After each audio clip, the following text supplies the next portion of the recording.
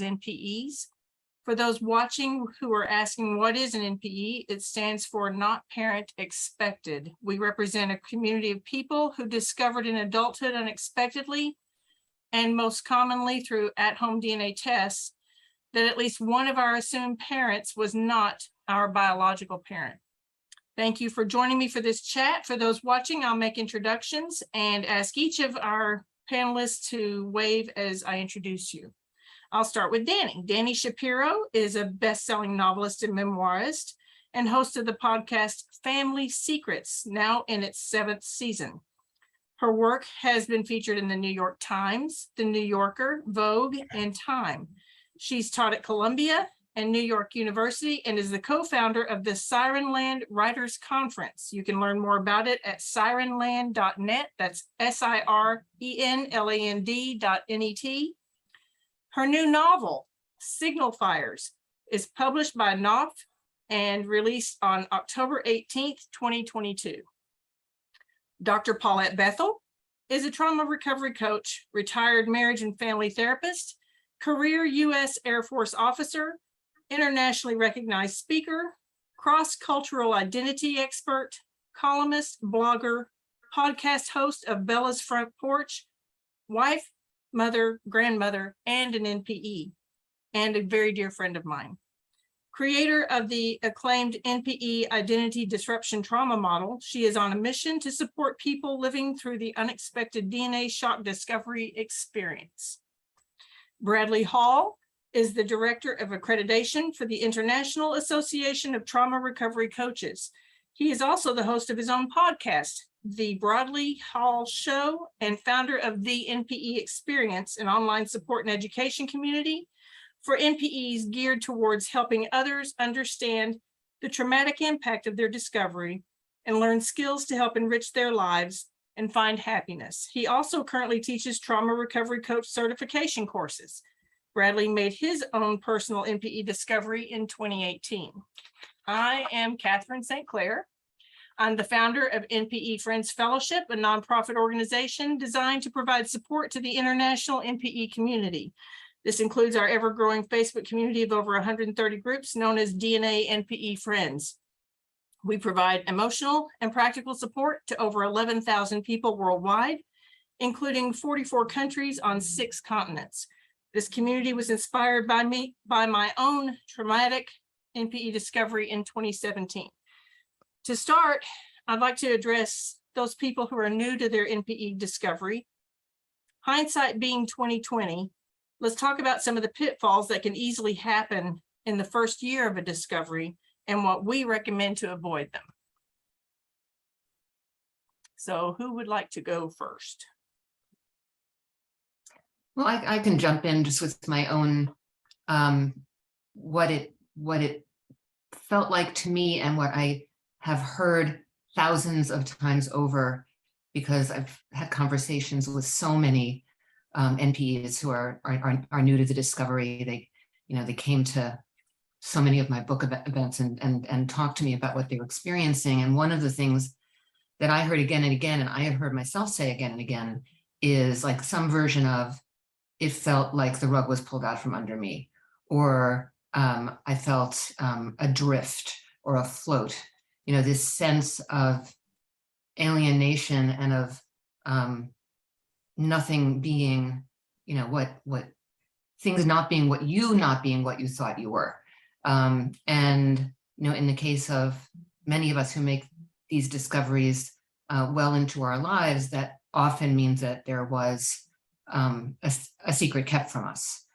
So there's the double whammy of the information itself and the sense of betrayal and shock. But really that feeling, we use that expression, the rug is pulled out from under me. We use it commonly, but I had never stopped to think about what that actually means, which is there's no ground.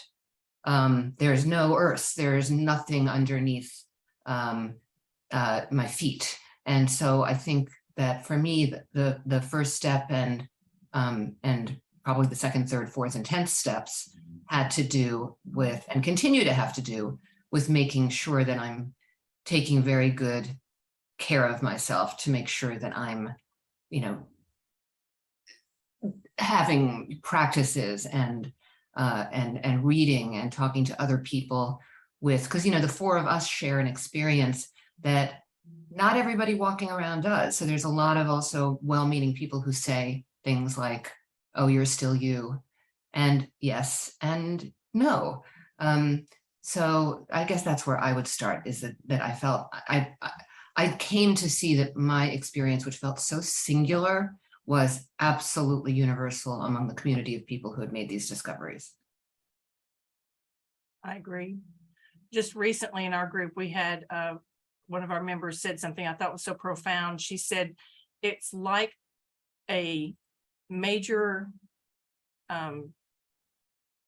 trauma, like a hurricane, like Hurricane Ian that just happened. It's like a major trauma has happened that sweeps your entire world, but the Red Cross isn't there to put a blanket around you or give you a hot cup of coffee. You're just alone in it.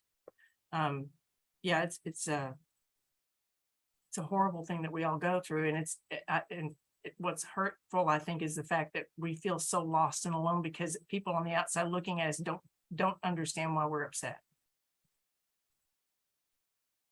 Yeah, I kind of touch on, what Dani was saying. One of the metaphors I use is that it's like the foundation of our personality, our identity is like our home, and it's like half of the foundation was just completely blown off in a moment's in just a moment's notice. And now the house is teetering. There's no solid foundation to stand on. We don't know whether to recover the bricks that used to be the foundation and put it in back, or go get new bricks, or it's it's the identity crisis, and Paulette may want to touch on this a little bit. The identity disruption is very real. Suddenly we don't know who we are. Everything that who we thought we were was based on this foundation of knowledge, and it's just suddenly erased. And one of the things that I teach is how to put that back together the way you want, with whether it was through the family you grew up with, or learning about your biological family and your heritage there, and piecing it back together and rebuilding. But it's just not that easy when you go through life thinking you're one thing and suddenly that's taken away from you. It's incredibly disruptive. And that's what I was going to share. It is an incredibly disruptive event. And, Catherine, it's like going through a volcano or a hurricane or any major events, the foundation cracking.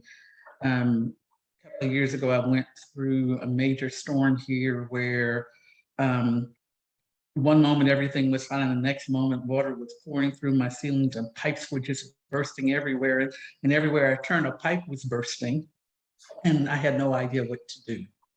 And so it kind of felt like with my discovery, and in my particular case, because there was a major ethnicity change, I knew probably within 30 seconds there was something terribly wrong, that my entire identity had been turned upside down before I could even process what was happening. And so, and as we hear the stories, as Dani so aptly pointed out, we hear these stories over and over and over. And I've heard Bradley share that for each of us, it's a very unique story. And then for those of us that are going through this experience, it's a very universal story, that everything that we knew no longer exists. And I remember, I'm a marriage and family therapist, yet there was nothing in that training or those years of work that I had done that prepared me for something so colossal and monumental happening in my life. And we hear that over and over and over. And the wider public really, I think, not only does not understand, in many cases, they don't have the capacity to really understand that we are no longer the same person we were, yet we are, but we're also very different and very changed. I liken it to where Bradley was saying that we begin to have to find ways to piece our lives back together. And the metaphor I use is the kintsugi porcelain done in Japan, where they take shattered porcelain and they piece it back together using gold elements to do it. And hopefully on the other side of it, you have an even more beautiful piece of pottery than you had before the shattering. And that's what I see for our community, that we we have this tremendous disruption, and we also have an opportunity to take all those pieces and put them back together through whatever means we have, available to us to be able to make that happen. And make it something beautiful, maybe even more beautiful than what it was in the first place. So some of the pitfalls that I think about from my first few months or few weeks that I would say that I'm learning from and looking back and going, I wish I'd done things differently, is that jumping in feet first and wanting to tell the entire world because we feel like, you know what, we're not going to be a dirty little secret. We're not going to be shamed. We're not going to be shamed. Sometimes that's not the best thing to do. Sometimes what we need to do is just take a minute and breathe and process this before we decide to make any public announcements about our position as an NPE. And I also hear in our group, sometimes people will, when they make that first contact with the new biological father or siblings or whoever, they automatically burn a bridge in a way when they say, if you don't want to have contact with me, I'll never bother you again. I'll never contact you again. And I don't think that's serving their best interest either to automatically put that commitment in place. So I urge people who are new in their discovery, don't make any commitments. Don't make any major life decisions for the first 6 months even. But especially don't make commitments to your new family that you're never going to contact them again if you don't hear back from them. Because sometimes by doing that, you're cutting off your opportunity to have new relationships just based on the fact that they're in their own initial shock, and maybe they need a minute too, but they don't necessarily need you to never come back. Those are the pitfalls that pop in my head. Do you guys have any others that you can think of? I'm just thinking about my own experience with my biological father and contacting him. I was very impatient. It worked out. It ended up working out all right, but I was very impatient. I wrote him a very carefully worded email. In retrospect, it was a good email. I mean, I am a writer, so I was like, okay, well, I've got these skills. But then I didn't hear back for, I don't know, 48 hours. And I felt like I had a fire, like just burning in me. And I reached out again and again, it worked out. But what I now know, again, not just from my experience, but from countless others, is that when a family is suddenly dealing with some kind of experience of, it's also identity on their part. They think, I've been married for 50 years and I have 3 children. And then bam, you open an email and there's this discovery, I think you're my biological father, or I think you're my biological mother, or you seem to be my half sibling, or that kind of. And the very first response that I've seen and heard about over and over again, and it was true in my situation as well, was to feel threatened.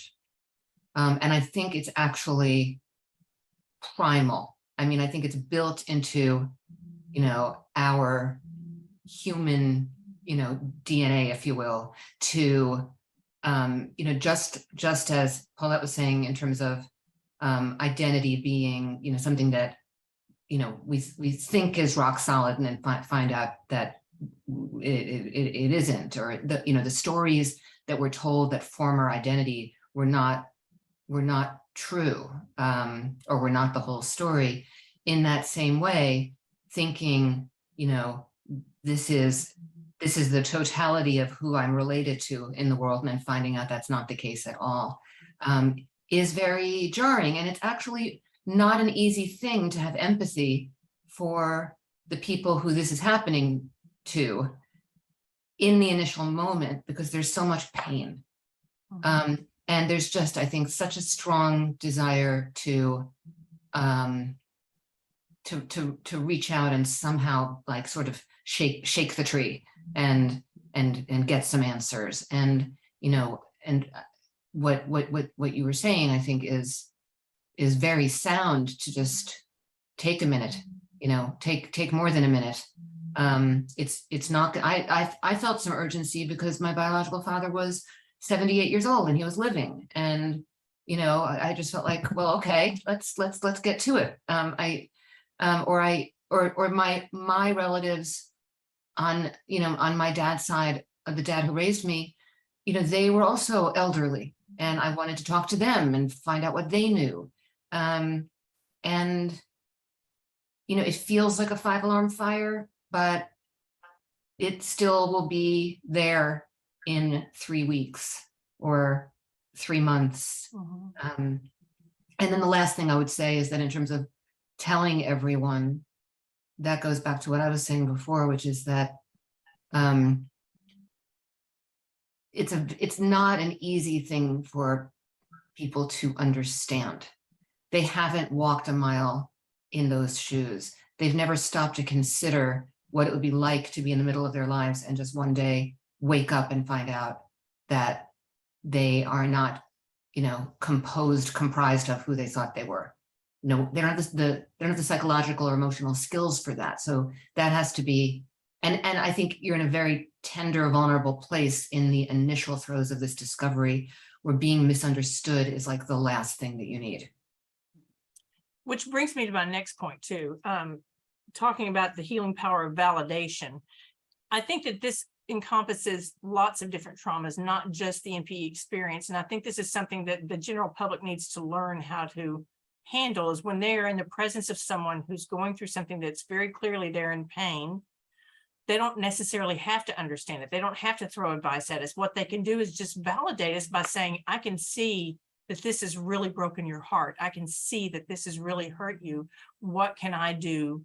What do you need from me? What can I do to help you through this? I mean, just that alone to me is so healing, to have people on the outside saying, I'm not going to pretend I understand, but I do see that this is causing you pain, and I'm not going to dispute that. And I'm not going to make it act like it doesn't hold any water or any substance when it does.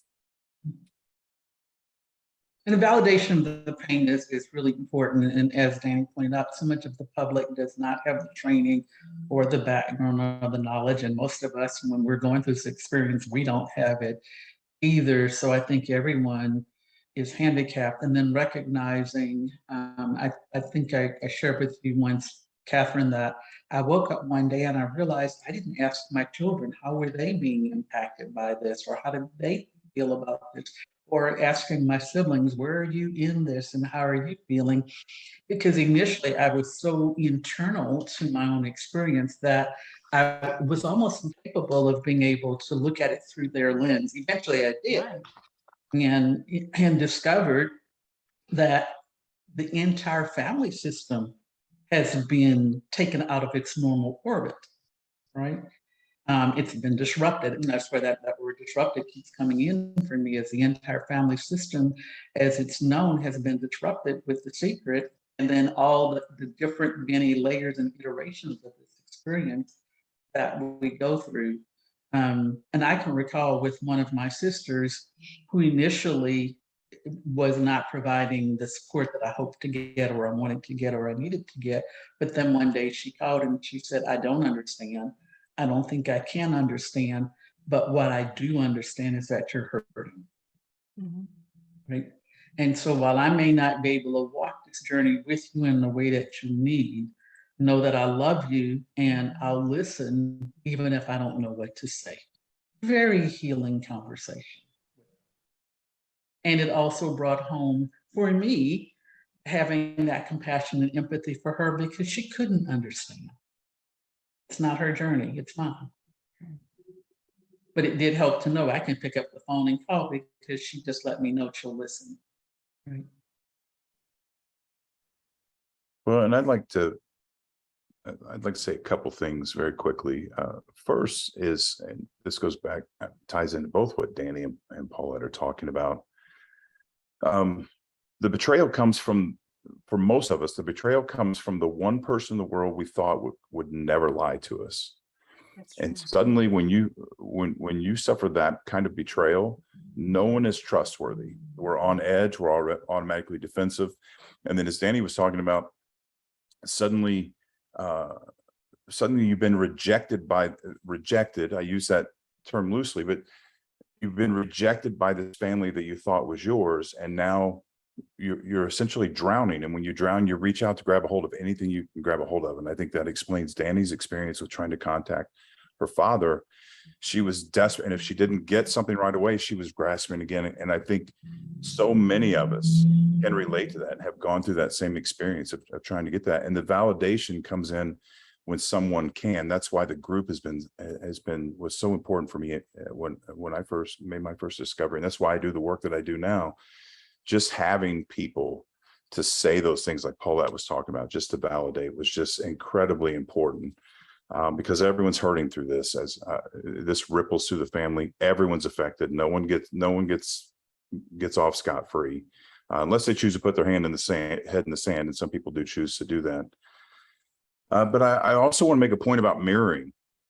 You know, my entire existence, I struggled as a child to connect emotionally with my father, and I thought something was wrong with me, that I wasn't like him. And if I just known and had some context, I would have understood there wasn't the biological connection there, and that there was still love between two human beings, but it was different than the biological connection. And I would have seen myself and my relationship with my dad so much more differently than I was able to. And finding out, you know, at the age of 48 years old, 47 years old, there's a lot of damage there to undo of that relationship. And so just that mirroring, when word spread through my bio family and everyone started sending me Facebook invitations, there was this entire world of people who looked just like me, and I'd never experienced that before. And it was life-changing. I can't begin to describe how powerful that moment was for my own personal validation. I have a cousin that we look like twins. And it was just incredible. I think we can probably all relate to that one. I'm sure. Right. I have a new sister that, I actually have 3 new sisters, but one of them sent me a picture of sister number 3. And when she sent it to me, I clicked and opened the picture and immediately went, oh, shoot, I didn't mean to open that. That's a picture of me. And I literally closed the picture and went back to find the one she sent me. And I was just so floored, because it was like looking in a mirror. Yeah, it's a freaky thing. But it also makes you feel like, it kind of gives, for me anyway, it gave me a sense of I belong in the world. There really are other people that look more like me than the people I grew up with. Yeah, I didn't get to meet my biological father, but I met his brother, my biological uncle. And when I got out of the car, I heard him mumble under his breath, "Oh my God, you look so much like my brother." And then he cried when I hugged him. That's the validation that you were talking about just now with looking at that picture. It meant the world to me. Okay, we have just a few more minutes left. Let's talk about what pieces of advice do we think are the most important to give other NPEs as they go through their own healing journey. We talked about taking a minute and not making major life decisions, not burning bridges. What other advice would you like to share with people as they're going through their journey, especially the ones that are new at it? Well, I would add that another thing that was very true for me, and that I have seen be universal among other NPEs, is in childhood, this feeling of this didn't quite add up, right? I mean, this is, you know, we've been talking about this in a way, but like, you know, this doesn't add up. The pieces don't fit together. There's something the matter with me. I'm feeling this way, and there's no reason for me to feel this way. Therefore, I don't belong. I'm messed up, and it can have profound impact on the shaping of a whole life to feel that way. But at the same time, you know, Paulette, I think it was you who described, you know, this is, you know, no, it's Catherine, it was you, a potentially beautiful experience, right? I mean, I've been thinking of it lately as my superpower, because I really spent my life feeling out of step, and I didn't look like my family, and people always told me that I couldn't possibly be the ethnicity that I very much knew myself to be, and people just looked at me funny. because it didn't add up and it didn't make sense. And but that feeling now, I remember within maybe a day or two of my discovery thinking, oh, this makes so much sense. And that did not make it less painful or shocking or like the ground was going to open up and swallow me whole.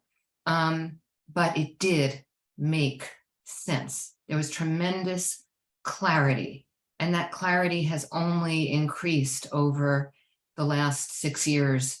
And that I don't have that feeling anymore of, you know, that sort of inner child work of like that little girl. It did not make sense.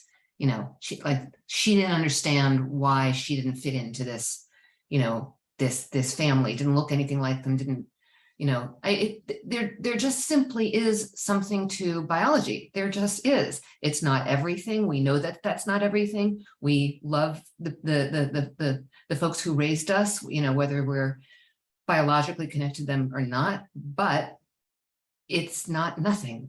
And if we don't know it, and we're raised in a family thinking it is our biological family, we don't know it, there is that feeling of like a tremor, like there's a fault line, there's something there that, and so for that to be, I would say, you know, to treat, and, you know, anyone who is new to this discovery, to treat yourself really gently, like, you know, like you're kind of a burn patient, you know, you've really gone through something, and it's very hard with trauma.